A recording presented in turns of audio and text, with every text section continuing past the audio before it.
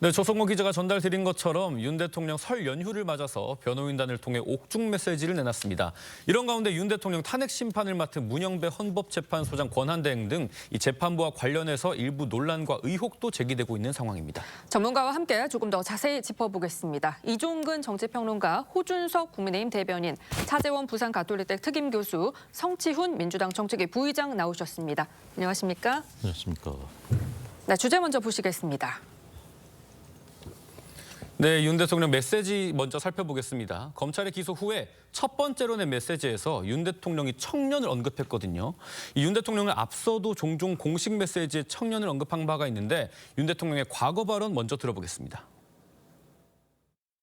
저는 헌법의 틀 내에서 대통령의 권한을 행사하기로 했습니다. 대통령의 헌법적 결단이자 통치 행위가 어떻게 내란이 될 수 있습니까? 특히 우리 청년들이 자유민주주의의 소중함을 정말 재인식하게 되고 여기에 대한 열정을 보여주시는 것을 보고 이 나라의 미래는 희망적이라는 생각을 갖게 됐습니다. 자, 나라의 앞날이 걱정된다, 청년들이 좌절하지 않을까 걱정된다 이런 입장을 내놨는데 좀 어떻게 들으셨습니까? 저는 윤석열 대통령이 어떤 저런 데 있어서 이제 잔 계산을 하는 정치적인 유불리를 따져서 그렇게 발언하는 스타일은 아니라고 봅니다. 윤 대통령의 저 부분에 대해서는 진심이 담겨 있다고 보고요. 지금의 이제 국면을 보면 윤 대통령의 계엄령 선포에 대해서는 어쨌건 이것은 헌법재판소의 탄핵 심판, 그다음에 이제 형사 재판을 통해서 거기서 이제 위헌의 또는 위법의 여지가 있는지에 대해서 이제 가리게 되는 겁니다. 근데 그것과는 별도로 어떻게 보면은 더 큰 틀에서 보면 우리 국민들, 특히 이제 청년들이 지금 대한민국이 처한 현실, 지난 2년 반 동안 있었던 이재명 대표와 민주당이 보여주었었던 반민주적인 그런 행태들. 그리고 앞으로 만약에 민주당이 집권을 하게 되면은 우리 사회가 어떻게 될, 우리나라 어떻게 될 것인가, 우리 민주주의가 어떻게 될 것인가 그런 것들을 재인식하고 재평가하는 과정이라고 봅니다. 근데 이제 저는 그 요즘 깜짝깜짝 놀라는 것이 저희는 맨날 이렇게 정치 얘기를 하고 또 거기에 몸담고 있기 때문에 국민들께서 민주당의 이제 탄핵 폭주라든가 뭐 예산안 삭감하고 이런 것들에 대해서 국민들이 잘 알고 계실 것이라고 생각을 했지만 사실은 저희 청년 때를 돌아보면 저도 그랬습니다. 2030 그 지금 청년 세대들이 그런 것에 대해서 자세히는 모르고 있다가 이번 사태를 계기로 비로소 이제 그 자세한 상황을 알게 되고 그런 것들을 유튜브 콘텐츠를 통해서 이제 확산시키고 그런 것들을 이제 보고 있단 말입니다. 저는 그것이 이제 우리 역사에 굉장히 중요한 장면들이라고 생각하고요. 대통령도 그런 측면을 겨냥한 것이고 저는 우리나라의 미래도 2030들에게 있다고 생각합니다. 반군일의 최대 경쟁력, 최고 경쟁력 그리고 전 세계의 최대 경쟁력 갖고 있기 때문에 청년들이 우리의 미래이고 운명인데 이들의 그 현실인식 이런 부분에 대해서 대통령께서 그런 부분을 지적한 것이다, 말한 것이다라고 봅니다. 네, 검찰의 구속 기소로 윤 대통령은 설 명절을 서울구치소에서 맞게 됐습니다. 국민의힘 윤상현 의원은 윤 대통령의 구치소 생활에 대해 전하기도 했거든요. 이 내용 들어보겠습니다. 오히려 대통령께서 변호인들을 오히려 기운을 북돋워 주신다고 하니까 의연하게 계신다고 그럽니다. 탄핵 심판 이거에 대해서 준비를 본인 스스로 많이 하고 계시다. 밖에 있는 분들한테 오히려 죄송스럽고 또 고마운 그런 마음을 갖고 계신다고 합니다. 네, 평론가님, 윤 대통령이 왜 다른 책도 아니고 성경책을 좀 보내달라고 했을까요? 성경책은 전 세계의 전무후무한 베스트셀러입니다. 그리고 역시 그 구치소 내, 교도소 내에서도 가장 많이 반입되는 게 성경책이라고 합니다.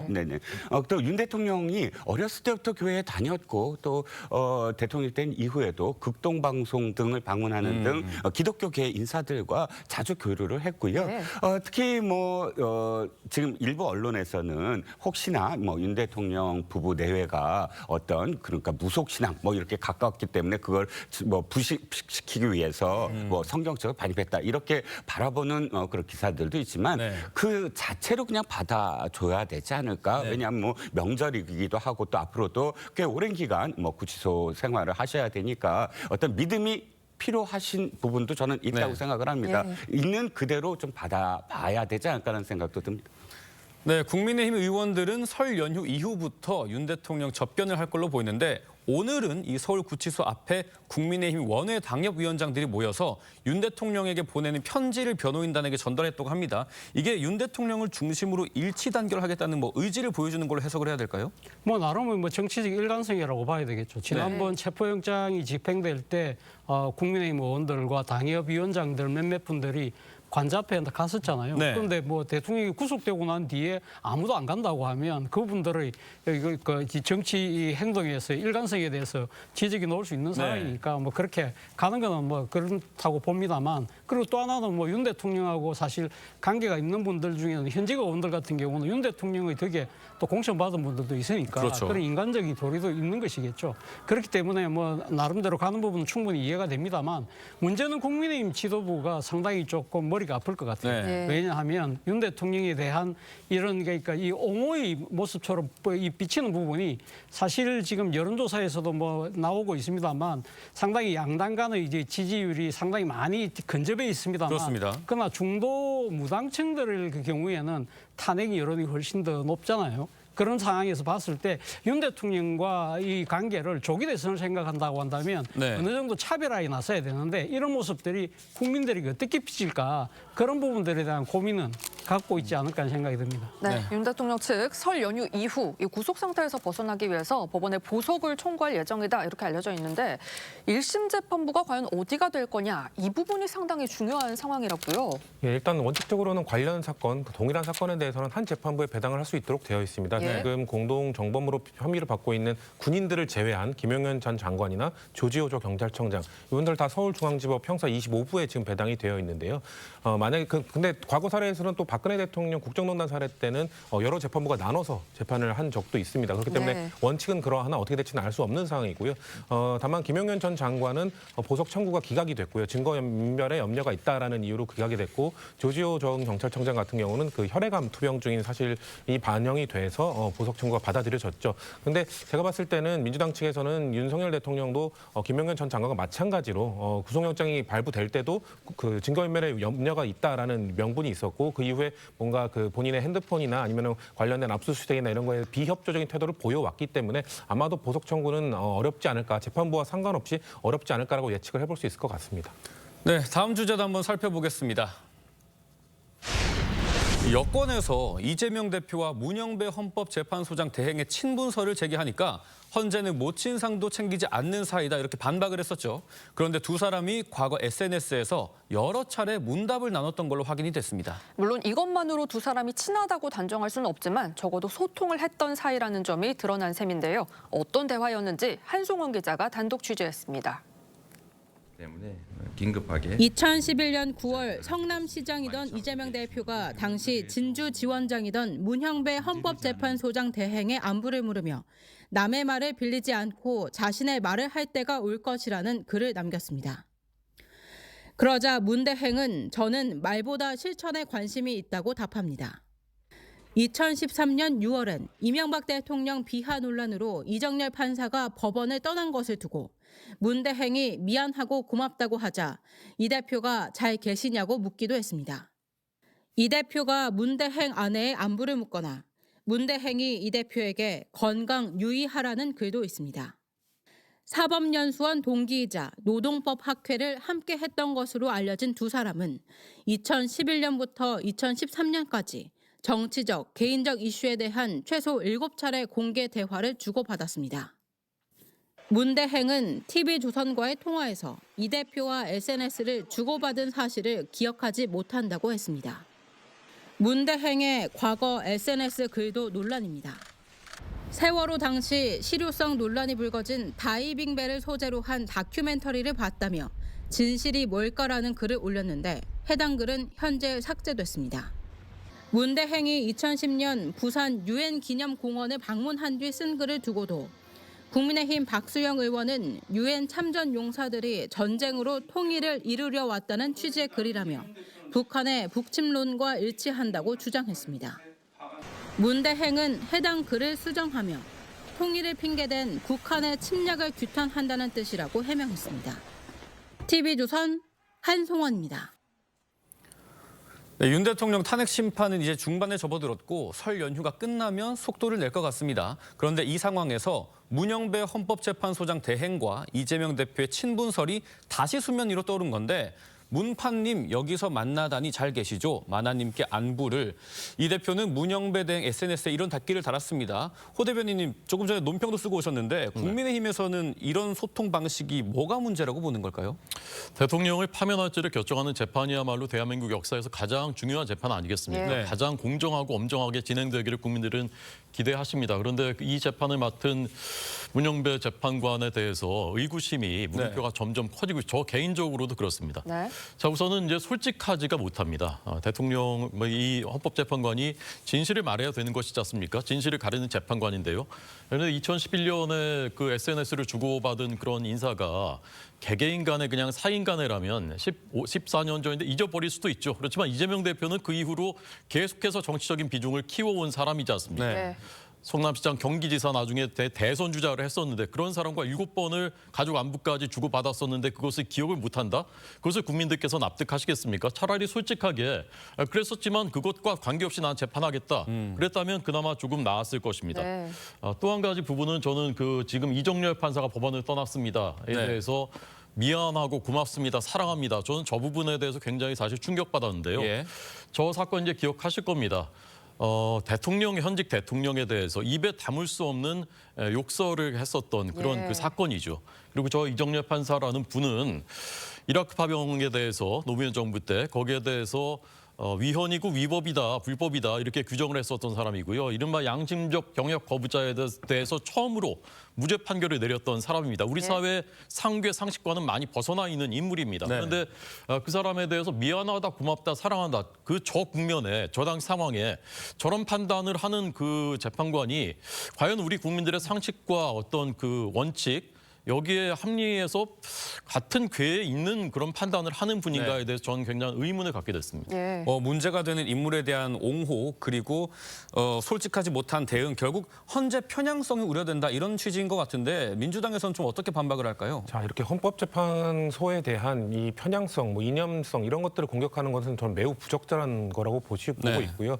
과거에 있었던 이런 발언들이나 SNS나 이런 내용들은 사실 인사청문회 과정에서 좀 다뤄줘야 되는 부분입니다. 인사청문회에서 뭔가 재판관들의 성향이나 이런 적절성 이런 것들을 다 따져보게 되지 않습니까? 그런 과정을 다 거친 이후에 갑자기 대통령의 탄핵소추, 탄핵 심판을 앞두고 이 과정 속에서 갑자기 그 사람의 과거 그 SNS나 과거의 발언들을 문제 삼는 것은 매우 부적절한 것이죠. 왜냐하면 탄핵 그 헌법재판소가 가장 중요한 것은 이 국민들의 신뢰를 받는 것, 그 중립성을 지키는 것 이겁니다. 왜냐하면 3부 요인 중에 사법부가 갖고 있는 이 정당성, 정통성이 가장 떨어집니다. 왜냐하면 행정부와 입법부는 국민들, 주권자들이 직접 선출한 권력이지만 사법부는 그렇지 않은 권력이기 때문에 그렇지 않아도 이 정당성과 정통성이 떨어지는 그 사법부에 대해서 자꾸 이렇게 이념적 공격을 하게 될 경우에는 국민들의 신뢰가 떨어질 수 있거든요. 만약 그런 식이라면 민주당에서는 정영식 재판관, 대통령이 임명한 헌법재판관이 과연 올바르게 대통령에 대한 탄핵 심판을 할 수 있을까요? 하지만 저희는 기피 신청하라든지 이런 요구하지 않습니다. 심지어 정영식 재판관은 대통령이 비상기염한 이후에 임명한 진실과 화해 위원장 박선영 위원장과 가족관계에 있습니다. 이런 사람들도 우리는 기피 신청하지 않는 이유는 헌법재판관의 중립성, 헌법과 법률에 따라서 양심적으로 판단하겠다는 그 신뢰를 국민들로부터 지켜줘야 되기 때문에 그런 것들을 지적하지 않는 것인데 이런 식으로 헌법재판관 한 명 한 명 뭔가 이념과 성향, 뭐 개인적 관계를 따져가면서 그들의 신뢰를 실추시키는 행위 전 매우 부적절하다고 생각합니다. 네, 문 대행과 이 대표 사법연수원 동기면서 20명에서 30명가량 규모인 노동법학회 활동을 함께한 걸로 알려지고 있습니다. 역시 사법연수원 동기인 민주당 정성호 의원이 과거 서로의 관계에 대해 언급한 인터뷰 내용 들어보겠습니다. 저희 동기 중 제일 가까웠던 이제 저희 동기가 일단 이재명 지금 대선 후보였고 지금 당대표 이재명 지금 현직에는 문영배 헌법재판관 이런 분들이 또 가까웠던 분들이고 네, 이런 상황 때문에 앞서 친분설이 제기가 됐던 건데요. 저희도 말씀드렸듯이 문 대행 저희 통화에서 이 대표와 SNS를 주고받은 사실 기억하지 못한다고 밝혔습니다. 이 문 대행의 입장 어떻게 들으셨습니까? 아니 저는 이해가 가지 않는 게 당시에 성남시장이고 또 당시가 아니라 처음부터 사법연수원 동기잖아요. 사법연수원에 꽤 그래도 유명한 분들이 지금 같이 동기로 남아 있어요. 뭐 조웅천 씨도 그렇고 김진태 지사도 그렇고 다 동기입니다. 그런데 그런 분들 중에서도 또 특히 뭐 민유숙 대법관 같은 분들하고 이렇게 함께 노동법 연구회를 함께 했던 사이 아니겠습니까? 그런데 그런 인연이 아니라면 왜 성남시장인 이재명 시장이 문판이라고 부르면서 사실 그렇게 판자 붙이면서 이 호칭을 할 정도면 상당히 그 전에도 어떤 관계가 있지 아니하면 불쑥 문판 이렇게 부를까요? 아무리 동기라도 그렇지는 않을 겁니다. 그렇다면 저 앞서 호 대변인도 얘기했지만 왜 떳떳하게 아니 친분이 있다. 그리고 아무런 정치적인 어떤 관련 없다. 그 친분은 노동법 학회 이외의 사람들하고도 친분이 있다. 그걸 증명을 하면서 동기끼리 그런 연락을 주고 받는 것이 뭐가 문제냐라고 최소한 당당하게 이야기를 할 수 있지 않겠습니까? 예를 들어서 조이금 문제 같은 거는 당당하게 얘기했잖아요. 그러면 이런 부분도 당당해야 되는데 보면 모른다. 그런 게 기억이 안 난다. 그리고 분리하면 삭제해버리는 이 태도 자체가 일관성이 없다는 겁니다. 그럼 이런 일관성이 없다는 것은 국민들한테 어떻게 비추냐? 자기한테 유리한 건 밝히면서 불리한 거는 숨겨버리는 헌법재판관이 이래서 될까라는 그런 태도에 지적을 받을 수밖에 없다는 겁니다. 교수님은 어떻게 보셨습니까? 글쎄요, 사법연수원 동기고 사법연수원 시절에 같은 그러니까 뭐랄까요, 노동법 연구회 이 모임에서 친분이 있었겠죠. 그러나 그러니까 각자의 길이 달랐거든요. 문영배 재판소장 권한 대행은 소위 말하는 대표적인 향판입니다. 예를 들면 부산 경남에서 오랫동안 법관 생활을 했기 때문에 수도권에서 활동을 했던 이재명 대표하고 물리적으로 그러니까 자주 만날 수 있는 그런 상황은 아니었다는 것이죠. 그리고 이 2011년도 문제가 됐던 SNS도 보면 여기서 만나다니 이런 표현을 하는 걸 보면 자주 못 만났고 오래간만에 만났다는 이야기가 된다는 것이죠. 그리고 저는 이 문영배 재판관에 대해서 한 번도 만나본 적은 없지만 이분의 뭐랄까요 품성이나 인격에 대해서는 다큐멘터리 김장하 선생이라는 다큐멘터리가 있어요. 그러니까 진주의 아주 큰 어른으로 지금 아주 존경받는 이 프로그램의 이 다큐멘터리에 보면 그 김장하 선생이 그러니까 아주 형편이 어려운 학생들을 후원을 해서 우리 사회에 성공적으로 이렇게 커나갈 수 있도록 도와주는 그 프로그램에 보면 이 문영배 재판관이 그 받았던 학생의 한 명으로 나오는데 제가 그 다큐멘터리 보면서 야 저분은 상당히 저런 그 큰 어른의 가르침 쪽에서 참 잘 컸다는 생각을 했거든요. 그렇기 때문에 제가 그 다큐멘터리 하나로 이걸 단정할 수는 없겠지만 굳이 본인이 그 특별한 관계가 있었다면 그걸 굳이 이렇게 부인할 것까지는 안 했을 거라는 생각도 있습니다. 네, 어떤 댓글과 어떤 글들이 있길래 이러나 궁금해하시는 분들 많은데 아쉽게도 지금은 SNS 계정이 폐쇄가 된 상태입니다. 앞서 국민의힘에서 제기했던 이 대표와 문대행 친분설의 근거도 다시 한번 들어보겠습니다. 문영배 소장 대행에 편향된 그런 가치관에 저는 작용을 하고 있다. 이재명 대표와 절친입니다. 누구보다도 가깝습니다. 정부 여당에 대한 비판을 많이 했던 분입니다. 그리고 이재명 대표와의 친분을 굉장히 과시를 많이 하고 자랑을 많이 했습니다. 자, 이 대표의 친분을 자랑하고 과시했다. 그런데 이 헌재에서도 이 두 사람의 친분설에 대해서 입장을 밝힌 바가 있거든요. 특히 이 대표 모친상에 문상도 하지 않았고 조의금도 내지 않았다. 이 부분을 강조했는데 호 대변인님은 좀 어떻게 보십니까? 그런데 저는 국민들께서 이런 문제에 대해서 의혹을 가지시고 또는 문제를 제기하고 하는 것은 굉장히 정상적이고 상식적인 것이라고 생각합니다. 상인들 간의 그 아주 개인적인 재판에서라도요. 예를 들면 제가 어떤 재판을 받고 있는데 저에 대한 판결이 내려지면은 그것으로 가장 그 수혜를 받는 사람이 있다고 한다면 근데 그 사람이 저를 재판하는 판사와 친하더라, 옛날부터 알았다더라 라고 하면 그 가만히 있을 사람이 있겠습니까? 당연히 이제 그런 문제 제기를 이렇게 중요한 재판에서 하는 것은 당연한 것이고요. 저런 부분에 대해서 이제 그 아니라고 이제 해명을 하는데 다른 이제 여러 가지 의혹들에 대해서는 좀 문제가 되거나 될 만한 내용에 대해서는 지금 문영배 재판관께서 자신과의 싸움을 하고 있어요. 과거의 자신과의 싸움을. SNS 들어와서 다 수정을 합니다. 2005년에 여행을 갔던 거에 대해서도 그때 그 여행 그 비용은 자신이 된 것이다. 그러니까 누가 대준 게 아니다. 이런 걸 하면서 자신이 그 선관위 있을 때 그 국민의힘 개혁 후보가 당선이 됐다 이런 내용을 씁니다. 그때는 국민의힘이 없을 때인데. 네. 그리고 어떤 건 이제 막 삭제해버리고 그러거든요. 그러니까 이런 걸 보면서 더 이제 국민들께서 의혹을 갖게 되시는 것이고요. 아까 다이빙벨 얘기 잠깐 나왔지 않습니까? 세월호 참사 때 전 국민을 선동했던 거 아닙니까? 다이빙벨이. 근데 그 당시에는 그거 진짜 그런가 하는 생각을 하는 분들이 있었습니다. 네. 그런데 저 다큐멘터리가 상영될 당시에는 그땐 이미 판정이 끝난 뒤에요. 국민들이 다 이건 아니구나라고 생각할 때입니다. 그런데도 저분은 그때 그 다큐멘터리를 본 뒤에 그때까지도 진실은 무엇일까 이렇게 말씀하시는 거거든요. 그러니까 저분이 상식적 판단을 하시나 자꾸 의구심이 더 생기는 것입니다. 네, 헌재에서는 이틀 뒤 또 한 번 해명에 나섰는데요. 이 대표가 경기지사로 재직하던 시절 이 경기도와 남양주시 간의 권한쟁의 사건을 언급을 하면서 절대 개인적인 부분이 심리에 영향을 미칠 수 없다 이렇게 밝혔는데 왜 당시 사건을 근거로 들었을까요? 헌법재판소의 중요한 그 권한 중 하나가 이 그 권한쟁의, 그러니까 국가 기관과 기관이 의견이 상충됐을 때 그에 대한 판단을 내려주는 역할을 하는 거 있지 않습니까? 그 당시 경기도 이재명 그 대표 경기도지사 시절에 경기도와 남양주 간에 그 권한쟁의 심판이 붙었던 적이 있습니다. 그 당시에 헌법재판소가 5대4 한 표 차이로 남양주시의 손을 들어줬었거든요. 그 당시에 문영재 재판관이 그 남양주의 손을 들어주는 그쪽에 찬성해주는 의견을 결정했었다는 거죠. 그런 것처럼 뭔가 이재명 대표와 과거에 연이 있고 그렇게 편향적인 판결을 하는 사람이라면 그 당시 남양주와 경기도의 그 갈등, 권한쟁의 심판에서 경기도의 손을 들어주지 않았겠느냐. 헌법과 법률에 따라 공정의 심판을 해주는 그 과거 전력이 있다는 말씀을 드렸던 것이고 경기도와 남양주의 갈등은 지금 단순히 권한쟁의 심판을 했다 정도가 아니라 그 당시에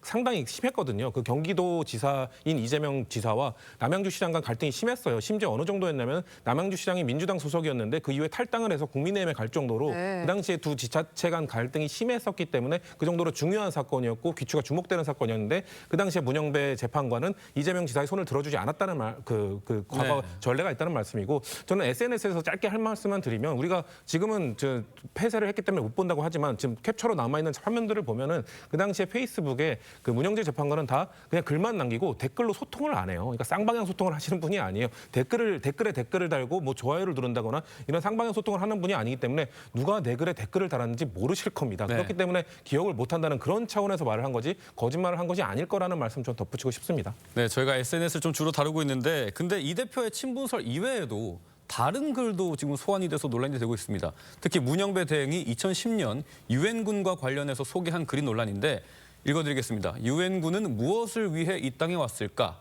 해당 글 내용 어떻게 보셨습니까? 일단 성추현 위원장 말씀에 한 가지만 토만 한번 달겠습니다.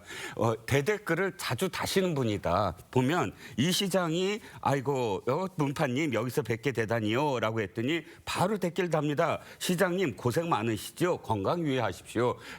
다른 사람은 댓글 안 듣는데 왜 이재명 시장의 글은 왜 댓글을 이렇게 꼬박꼬박 달았는지에 대해서 사실 문제 제기를 하는 것이고요. 자, 이 문장 지금 말씀하셨던 유엔군 문장 정말 저는 이해가 가지 않았습니다. 왜 이해가 가지 않았냐면 문맥으로 보거나 컨텍스트로 보거나 텍스트로 보거나 이 세 가지 질문을 합니다. 이 문장을 보시면 이 문장은 바로 유엔군을 이야기합니다. 제가 아무리 봐도 유엔군을 얘기하거든요. 첫 번째 물음표는 이겁니다. 16개국의 유엔군 참전용사들은 무엇을 위하여 이 땅에 왔을까라고 물어봅니다. 두 번째 문장의 질문도 사실 거기에 대한 대답처럼 합니다. 뭐냐면 아니 전쟁으로 어떻게 통일을 이룰 수 없다는 건 인류의 보편적인 깨달음이다. 이 깨달음을 몰랐을까? 이게 지금 앞에 묻힌 사람이 주어가 돼야지 컨텍스트가 되는 문장 아닙니까? 마지막 문장이 이겁니다. 아니 이렇게 오면 얻는 것보다 잃을 것이 더 많다는 것을 그들은 몰랐을까? 이렇게 세 문장으로 됩니다. 이 세 문장이 그들이 맨 처음에 묻힌 사람들이라는 건 아니 초등학생 교과서에서 초등학생이 보면서 그들은 이 묻힌 사람이구나 깨달을 수밖에 없어요. 이거 누가 보더라도 그렇습니다. 그런데 갑작스럽게 이렇게 얘기합니다. 이 문장에 전혀 없는 그건 북한군이다. 어떻게 이게 가능합니까? 이게 가능한 그런 발상이라면 저는 이거 수능시험에 나와야 된다고 봐요. 수능시험에 나와서 이게 그들이 이 북한군이냐 아니면 유엔군이냐라고 물었을 때 아마 다 틀릴 겁니다. 전부 다. 이게 하나의 어떤 정말 다 틀리게 만드는 어떤 질문의 하나가 될 거라고 봅니다. 네, 말씀하신 것처럼 이 문영배 대행이 이 글이 논란이 되니까 북한을 가리킨 거다라고 해명을 했거든요. 충분한 해명이 될 수 있다고 보시는지요? 글쎄요. 저도 원문을 봤을 때도 저도 저도 뭐 나름대로 오해가 될 수 있는 소지는 충분히 있다고 생각이 들어요. 네. 그러나 본인이 이 딴 데도 아니고 이 일종의 판결문을 쓴 게 아니잖아요. 그러니까 판결문을 썼다고 한다면 자신이 그러니까 주어와 수로가 딱 그러니까 뭘 뜻하는지를 분명히 썼겠죠. 그러나 자기 개인적인 공간에서 글을 쓰는 거잖아요. 네. 물론 글을 쓰다 보니까 자기 입장에서는 이것이 크게 문제되지 않을 거라고 생각을 해서 자신의 아마 여러 가지 그러니까 단속적으로 생각되는 장면들을 생각하면서 아마 쓸 가능성이 높은데 정확한 속내는 뭐 문 대행이 자신의 속내가 그렇다고 주장을 하니까 뭐 그런 측면에서 이렇게 쳐다보니까 네. 또 이해되는 측면도 있어요. 어떤 측면이 있냐면 이런 말이 나오잖아요. 전쟁의 방법으로 통일을 이룬다면 이런 식으로 이야기한다고 하면 전쟁의 방법으로 통일을 이룬다는 면이라는 것 자체가 유엔군은 전쟁이 시작되고 난 뒤에 개입했던 사람들이거든요. 그렇다고 한다면 이 뭐 문영배 지금 재판관의 이야기대로 자신은 그 앞에 나니까 예를 들면 그러니까 김일성이라는 주어를 생략하고 나서 그 말을 썼다는 식으로 또 이야기를 하니까 네. 그 사람의 속내가 그거였나? 라고 생각을 하면 또 이해가 되는 측면이 있는데 문제는 과거에 뭐랄까요 자신의 개인적인 공간에 섰던 이 이야기를 갖고 네. 이 사람의 뭐랄까 양심이나 사상을 네. 우리가 이렇게 속단한다고 하는 것은 조금 지나칠 수 있다는 생각이 들고 그리고 이 문영배 재판관이 지금 1, 2년 재판한 사람이 아니잖아요. 그렇죠. 대한민국이라는 사법 체계에서 30년 넘게 지금 일관되게 지금 이 재판 업무를 수행을 하고 있는데 그 과정에서 소위 말하는 이 자평양적인 아주 그러니까 문제가 되는 그런 판결을 했다고 하면 몰라도 그렇지 않고 자신의 생각과 뭐 의견이 뭐 문제는 그러니까 지금 탄핵 심판에 어떤 영향을 미치느냐 부분인데 본인이 아니라고 하는 걸 갖다가 우리가 어떻게 해서 우리가 생각하는 대로 그 사람의 생각을 그렇게 이렇게 딱 규정을 지어서 이야기할 수 있을까요? 네. 그런 측면도 우리가 고려할 필요가 있다는 생각이 듭니다. 네, 그런데 국민의힘에서는 문영배 권한대행의 이 과거 SNS 발언이 현재 진행되고 있는 윤 대통령 재판에 영향을 줄 수 있는 거 아니냐 이런 우려까지 나오는데요. 최근 탄핵 심판 재판정에서 나온 문영배 대행과 윤 대통령 발언 먼저 들어보겠습니다. 피청구인 본인 나오셨습니까? 양해해 주시면 제가 일어나서 예, 할까요? 좋으실 줄 하십시오. 그러면 마이크가 이러니까 제가 앉아서 예, 하겠습니다. 편하실 줄 하십시오. 다음으로 피청구인에 대한 신문을 하겠습니다. 피청구인 본인께서는 그 자리에 계시면 되겠고요. 질문사항은 2개밖에 없습니다. 피청구인에게 진술 거부권을 고지해 드립니다. 재판장께서 하시면은 제가 2가지만 아는 대로 묻겠습니다. 말씀을 드리겠습니다. 네네. 자, 제기되고 있는 문영배 대행과 이재명 대표의 친분설 그리고 문 대행의 과거 SNS 글에 대한 편향성 논란이 제기되는 상황에 윤 대통령 재판이 절차적 공정성을 지킬 수 있을지에 대한 우려도 나옵니다. 저는 굉장히 우려되는 부분이에요. 그렇다고 해서 지금 갑작스럽게 청문회까지 사실 그때 당시에 청문회 거의 청문회가 없었어요. 지명이니까 문영배 재판관과 이미선 재판관은 뭐 청문 채택 이런 거 필요 없이 임명해 버렸습니다. 당시에 거의 반대가 많았거든요. 그럼에도 불구하고 이미선 재판관도 그냥 임명해 버려서 청문회는 뭐 언급할 거 없는데 중요한 건 이겁니다. 지금 소장 권한대행이잖아요. 네. 소장 권한대행이 뭐 권한이 굉장히 많지는 않지만 보시다시피 리드를 합니다. 어떻게 한다, 질문 몇 개 한다. 이것을 다 소장 권한대행으로서 지금 하는 거 아닙니까? 네. 그런데 이렇게 지금 문제가 많이 발견이 되고 있다면 최소한 소장 권한대행은 내려놔야 되지 않느냐. 이 재판만큼은 아까 호 대변인도 말씀하셨지만 이거는 윤 대통령에 대한 결정이 특정 정치인 이재명 대표의 대권이라는 정치적 이해관계에 너무나 연관되어 있는 부분이 있으므로 이 재판 자체를 그러니까 헌법 재판 자체를 회피할 수는 없지만 소장 권한 대행만큼은 회피해야 된다라는 의견이 그래서 나오고 있는 거죠. 그런데 이 문영배 대행 외에 다른 재판관에 대한 편향성 우려도 나옵니다. 이미선 재판관의 친동생이 윤석열 퇴진특별위원회 부위원장이라고 하는데 이게 좀 논란이 되고 있습니다. 동생의 이력이 이미선 재판관의 재판에 좀 영향을 끼칠 수가 있을까요?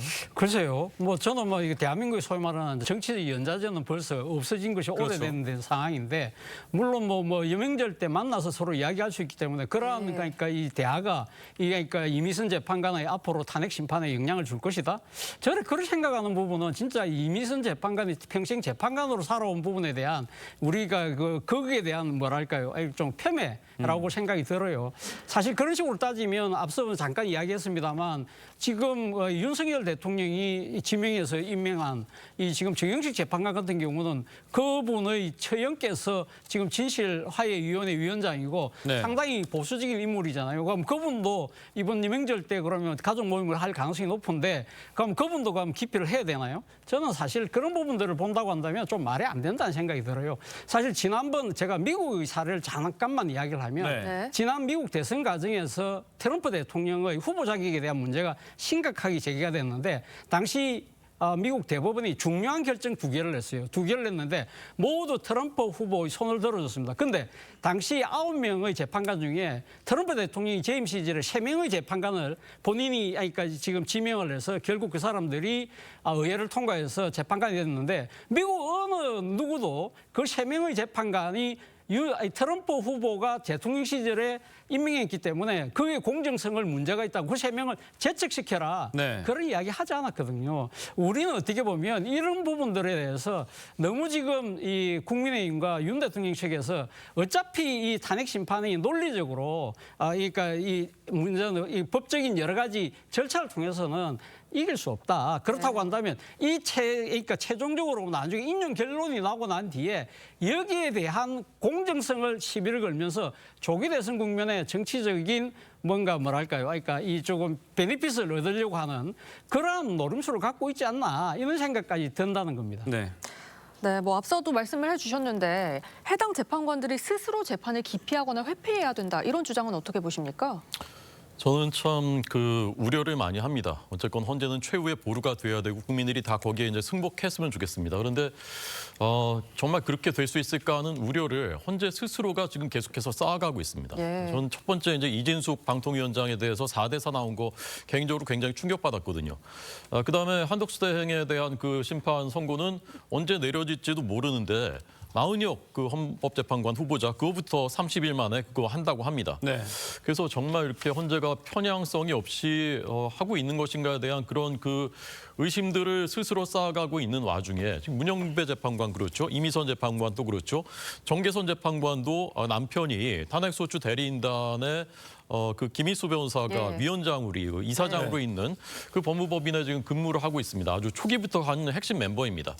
그래서 과거에는 실제로 이 정계선 재판관이 가습기 살균제 사건 재판할 때 남편이 그때도 사회적 참사위원회 위원으로 들어가니까 스스로 기피를 해서 빠진 적이 있었습니다. 예. 그럼 가습기 살균제 사건만큼 이 사건은 중요하지 않은 사건인 것입니까? 그런 선례들이 있는데도 불구하고 이런 것들을 그냥 다 논란들을 다 그냥 무시하면서 지금 진행되고 있거든요. 그래서 저는 이런 부분 굉장히 우려된다. 지금이라도 헌재가 더 이상 이거 싸우면 안 됩니다. 더 이상 의혹 싸우면 안 되고 헌재는 정말 공정하게 중립적으로 하는구나라는 그 믿음을 국민들에게 주지 않으면 예. 저는 이 결과가 나왔을 때 과연 국민들이 이거 다 납득하실 수 있을까 굉장히 우려하고 있습니다. 네, 지금까지 정치권 소식 짚어봤습니다. 세 분간 여기서 인사드리겠습니다. 감사합니다.